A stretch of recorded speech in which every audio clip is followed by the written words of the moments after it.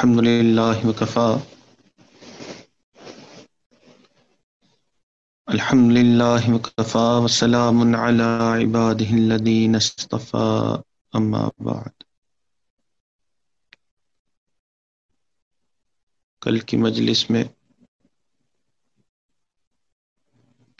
آداب شیخ کے متعلق گفتگو چل رہی ہے، بلکہ کئی دنوں سے مشائخ کے آداب بیان کیے جا رہے ہیں، اور یہ آداب جو ہے یہ ہر زمانے میں مشائخ نے لکھے، اور مشائخ کے آداب میں ایک معتبر کتاب ہے علامہ عبد الوہاب الشعرانی، اور ان کی کتاب سے یہ ہر روز ادب آپ کے سامنے پیش کیے جاتے ہیں۔ تو حضرت نے جو آداب لکھے ہیں، آج ان میں سے 2 آداب ایک ساتھ بیان کیے جائیں گے، کیونکہ دونوں کا ایک دوسرے کے ساتھ تعلق ہے۔ تو حضرت نے ادب بیان فرمایا کہ جس طرح سالک پر شرک سے بچنا لازم ہے،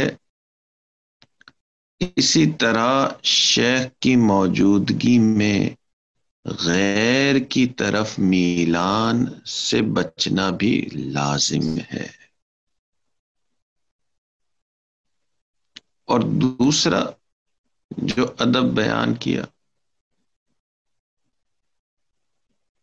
کہ جس طرح انسان کے لیے 2 معبود نہیں، عورت کے لیے بیک وقت 2 شوہر نہیں، اسی طرح مرید کے لیے 2 شیخ طریقت بھی نہیں ہے۔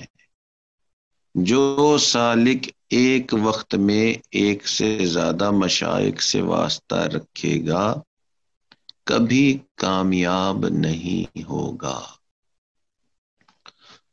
تو یہ 2 آداب ایک ساتھ بیان کیے گئے۔ پہلا ادب کہ شیخ کی موجودگی میں کسی دوسری طرف میلان کرنے کی ممانعت، اور دوسرا ادب کہ جو سالک ایک وقت میں مختلف مشائخ کے ساتھ تعلق رکھے گا وہ کبھی کامیاب نہیں ہوگا۔ اب اگر میتھمیٹکس کو دیکھیں نا تو ذہن یہی کہتا ہے کہ جی میں نے اللہ کے قریب ہونا ہے،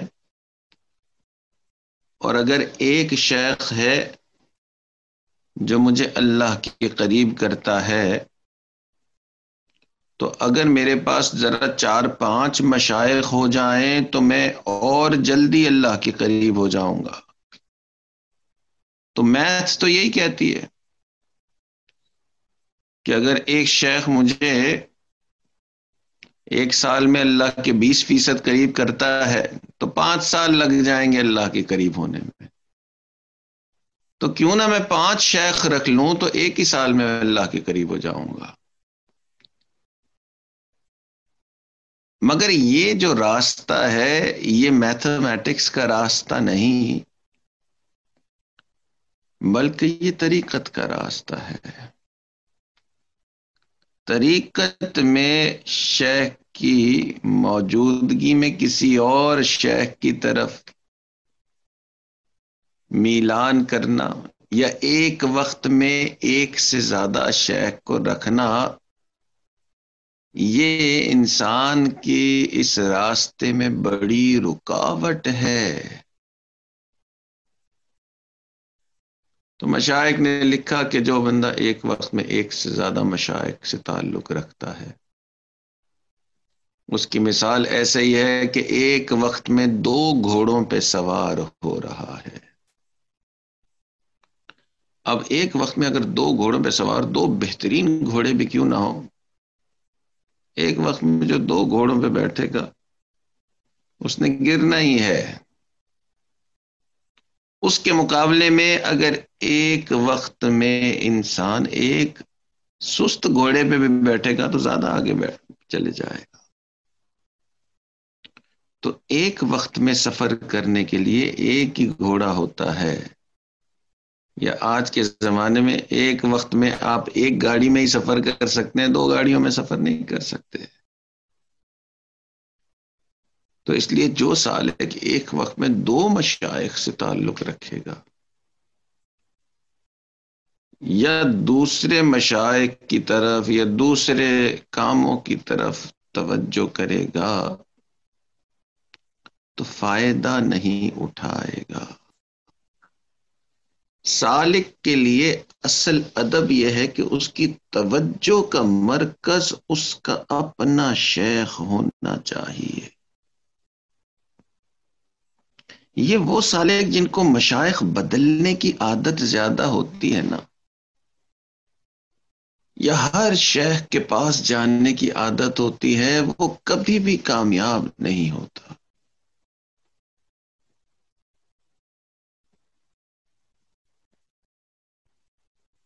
ایک بڑے عالم ہیں، وہ فرماتے ہیں کہ کئی مرتبہ آج کل نوجوان یوں کرتے ہیں کہ بیعت تو ایک شیخ سے ہوتے ہیں، وظائف دوسرے شیخ سے لیتے ہیں، اور اپنے حالات تیسرے شیخ کو بتا رہے ہوتے ہیں. اور جو ایسا کر رہا ہوتا ہے وہ اس راستے میں آگے ہی نہیں بڑھ پاتا. وہ ہر وقت بس یوں سمجھ لیں دو گھوڑوں پہ سوار ہے اور ہر تھوڑی دیر میں نیچے گر رہا ہے.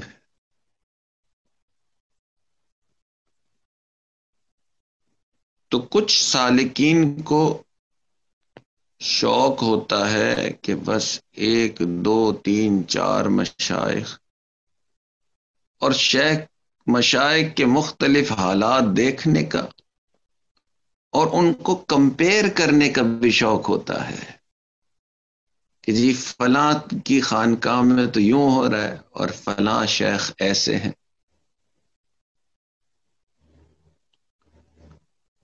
تو کئی مرتبہ ایسا سالک جو ہے وہ تین چار پانچ مشائخ کے پاس جاتا ہے اور پھر ان میں سے وہ چوز کرتا ہے، ان سب کا شیخ بنتا ہے اور چوز کرتا ہے کہ کون سا بہتر ہے.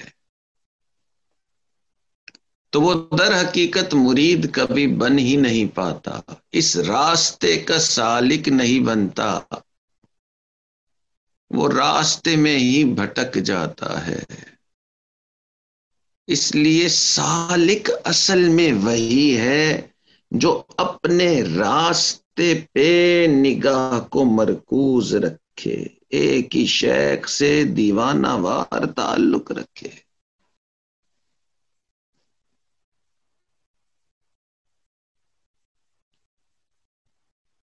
چنانچہ ایک ہمارے جاننے والے، انہوں نے اپنے شیخ سے تعلق توڑ دیا.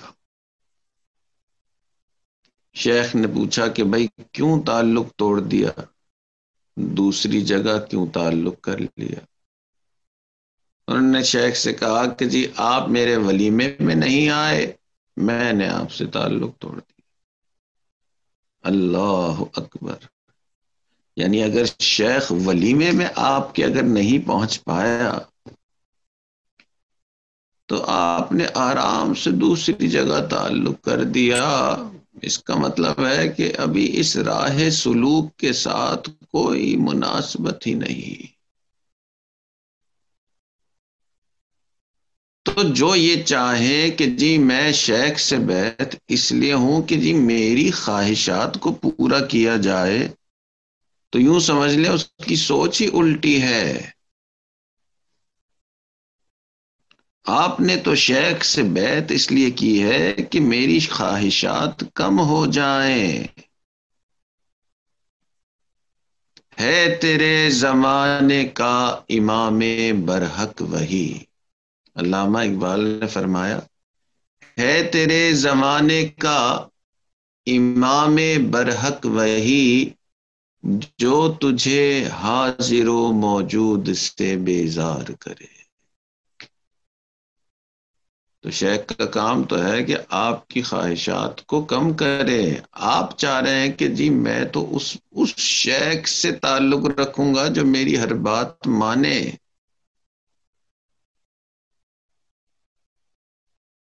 تو جو یہ چاہے کہ جی میری ہر بات جہاں مانی جائے گی میں اس شیخ سے بیعت کروں گا، تو وہ پھر ہر جگہ نظر رکھتا ہے. شیخ مجھے یہ ایک ذمہ داری دیں تو میں رکھوں گا شیخ سے تعلق. شیخ میرا یوں جو میں نے ریکویسٹ کی یہ مان لیں تو میں تعلق رکھوں گا. اس نے اس راہ سلوک کے مقصد کو ہی نہیں سمجھا.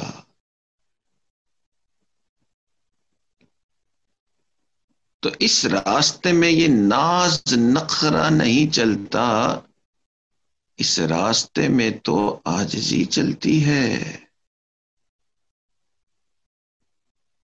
تو سالک کے لیے یہ ضروری ہے کہ بیک وقت مختلف مشائخ سے تعلق نہ رکھے، ایک ہی شیخ کے ساتھ تعلق رکھے، اس سے جذباتی تعلق رکھے اور ہر طرف سے اپنی توجہ ہٹا لے. اس کائنات کا سب سے بہترین مرید جو تھے نا، وہ حضرت سیدنا صدیق اکبر رضی اللہ عنہ تھے. اور سیدنا صدیق اکبر رضی اللہ عنہ بہترین مرید کیوں تھے؟ کیونکہ ان کی توجہ ان کے شیخ سے ہٹتی ہی نہیں تھی. چنانچہ نبی علیہ الصلوۃ والسلام نے فرمایا کہ مجھے تمہاری دنیا کی 3 چیزیں پسند ہیں. ایک خوشبو پسند ہے، ایک مجھے نیک بیوی پسند ہے، اور تیسری نماز مجھے پسند ہے جو میری آنکھوں کی ٹھنڈک ہے. اس مجلس میں حضرت صدیق اکبر رضی اللہ عنہ تشریف فرما تھے. انہوں نے عرض کی ہے اللہ کے نبی مجھے بھی اس دنیا میں 3 چیزیں پسند ہے، کیا میں عرض کروں؟ آپ نے فرمایا ہاں آپ بھی بتائیں آپ کو اس دنیا میں 3 چیزیں کیا پسند ہے. انہوں نے کہا کہ اے اللہ کے نبی مجھے اس دنیا میں 3 چیزیں پسند ہے، اور پہلی یہ کہ مجھے آپ کے مبارک چہرے کو دیکھنا پسند ہے، اور دوسرا فرمایا کہ مجھے یہ بات پسند ہے کہ میری بیٹی آپ کے نکاح میں ہے، اور تیسرا فرمایا کہ مجھے یہ بات بھی پسند ہے کہ آپ میرے مال کو اپنا مال سمجھ کے خرچ کرتے ہیں. تو تینوں چیزوں کا محور اور مرکز جو ہے وہ اللہ کے نبی تھے. تو اصل سالک وہی جس کی توجہ شیخ کی طرف ہو، ادھر ادھر توجہ نہ جائے کہ آج یہ شیخ کا بیان اچھا تھا تو آج ان کے مرید، اور کل ان شیخ کا بیان اچھا ہے تو کل ان کے مرید. آج ان شیخ نے مجھے زیادہ خوش نہیں کیا تو اب دوسری جگہ دوسروں کے پاس چلے جائیں. ایسا سالک سلوک کے راستے سے آگے بڑھے گا ہی نہیں. اس راستے میں وفا ضروری ہے.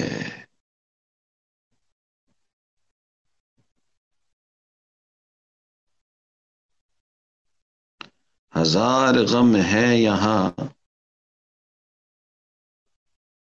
ہزار غم ہے یہاں، ہزار ہیں رکاوٹیں، ہزار غم ہزار بار سہ سکو تو ساتھ دو. تو اس راستے میں جو بھی حالات آئیں انسان شیخ کے ساتھ دیوانہ وار محبت رکھے. تو چھوٹی چھوٹی باتوں پہ ایسے چھوڑ کے جانا یہ اس راستے سے ناواقفیت ہے. اپنی توجہ کے قبلے کو ادھر ادھر کرنا یہ بھی ناواقفیت ہے. بلکہ مشائخ نے تو یہاں تک لکھا کہ ناجنس کی صحبت سے بھی بچے، کہ جس کا عقیدہ جو ہے وہ آپ کے شیخ سے الگ ہے اس سے بھی بچے، جس کا طرز طریقہ جو ہے وہ آپ کے شیخ سے الگ ہے اس سے بھی بچے. جو شیخ کے لیے دل میں تھوڑی سی بھی قدورت رکھتا ہے اس شخص سے بھی بچے کہ وہ آپ کے اندر انتشار پیدا کرے گا، اور جس راستے پہ آپ تیزی سے چل رہے ہوں گے وہ آپ کی سپیڈ کو کم کرے گا۔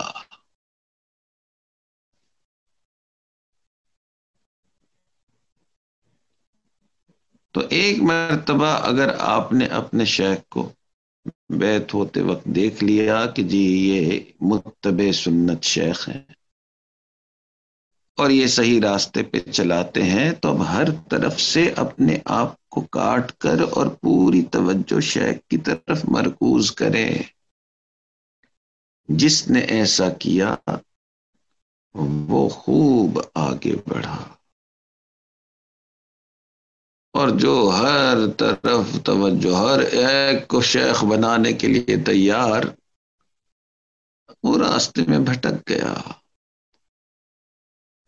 تو یہ میتھ نہیں ہے کہ جی 4 شیخ ہوں گے تو زیادہ تیزی سے اللہ کے قریب، اور ایک شیخ ہوگا تو تھوڑا قریب۔ یہ طریقت ہے۔ چنانچہ ایک واقعہ پہلے بھی عرض کیا گیا، ہمارے اس کراچی شہر کے ایک بڑے بزرگ، سلسلہ علیہ نقشبندیہ کے بڑے بزرگ حضرت سید زوار حسین شاہ صاحب رحمۃ اللہ علیہ، اپنے وقت کے بڑے فقیہ بھی تھے۔ حضرت مجدد الثانی رحمۃ اللہ علیہ کی مکتوبات کی اردو کے اندر ترجمہ بھی کیا۔ عمدۃ السلوک، سلوک کے اوپر بہترین کتاب حضرت نے تحریر فرمائی، ساتھ ساتھ فقہ کے اوپر بھی بہترین کتاب عمدۃ الفقہ بھی حضرت نے لکھی۔ اور جن لوگوں کا دارالافتاح سے تعلق، وہ بہت اچھی طرح سے جانتے ہیں کہ اردو کے اندر مسائل میں جتنی جزیات اس عمدۃ الفقہ میں لکھی ہیں شاید ہی کسی اور فقہ کی کتاب میں لکھی ہوں۔ تو بڑے فقیہ بھی تھے اور بڑے شیخ بھی تھے۔ اپنے شیخ کے ساتھ سفر کر کے سرہند شریف پہنچے اور حضرت مجدد الثانی رحمۃ اللہ علیہ کی قبر مبارک پہ حاضری دی۔ حضرت کی قبر مبارک پہ حاضری دی تو شیخ نے وہاں مراقب بھی ہوئے، یعنی ان کے شیخ حضرت سید محمد سعید قریشی رحمۃ اللہ علیہ، تو ان کے شیخ وہاں مراقب بھی ہوئے، حضرت بھی وہاں کچھ دیر ٹھہرے، فاتحہ بھی پڑھا، اور اس خانقاہ پہ 1-2 دن وہاں انہوں نے گزارے۔ تو شیخ کو، ان کے شیخ کو خواب میں زیارت حضرت مجدد الثانی رحمۃ اللہ علیہ کی ہوئی، اور حضرت مجدد رحمۃ اللہ علیہ نے ان کے شیخ سے فرمایا کہ یہ جو آپ کے ساتھ آیا ہوا ہے آپ کا سالک سید زوار حسین، اس کو کچھ دن ہمارے پاس چھوڑ جاؤ۔ اب ان کے شیخ نے ایسا خواب دیکھا، اور یہ خواب دیکھنے کے بعد، اور ادھر ہی خانقاہ پہ یہ خواب دیکھا، تو یہ خواب دیکھنے کے بعد انہوں نے کہا کہ جی یوں میں نے خواب دیکھا ہے، اور حضرت خواب میں آئے، انہوں نے کہا کہ یہیں خانقاہ پر کچھ دنوں کے لیے ان کو چھوڑ کے چلے جائیں۔ تو انہوں نے اپنا خواب بتایا، تو انہوں نے پوچھا کہ حضرت آپ کیا چاہ رہے ہیں؟ انہوں نے کہا میرے ذہن میں تو یہی ہے کہ اب آپ چند دن یہاں ٹھہر جائیں، فائدہ ہوگا۔ انہوں نے کہا کہ حضرت آپ یہ چاہ رہے ہیں کہ میں یہاں ٹھہر جاؤں، یہ آپ کا حکم ہے تو بالکل ٹھہر جاتا ہوں، اور اگر آپ کا یہ مشورہ ہے تو بھی بتا دیں۔ حضرت نے فرمایا کہ نہیں، مشورہ ہے، آپ کی چوائس ہے، ٹھہرنا چاہیں تو ٹھہر جائیں، جانا چلنا چاہیں ساتھ تو چلیں۔ انہوں نے عرض کی کہ حضرت میں آپ ہی کے ساتھ چلنا چاہتا ہوں، یہاں نہیں ٹھہرنا چاہتا، کیونکہ میرے مجدد تو آپ ہی ہیں۔ تو جن حضرات نے اس سلوک میں کمال پایا وہ اپنے شیخ کے ساتھ پوری طرح متوجہ رہے.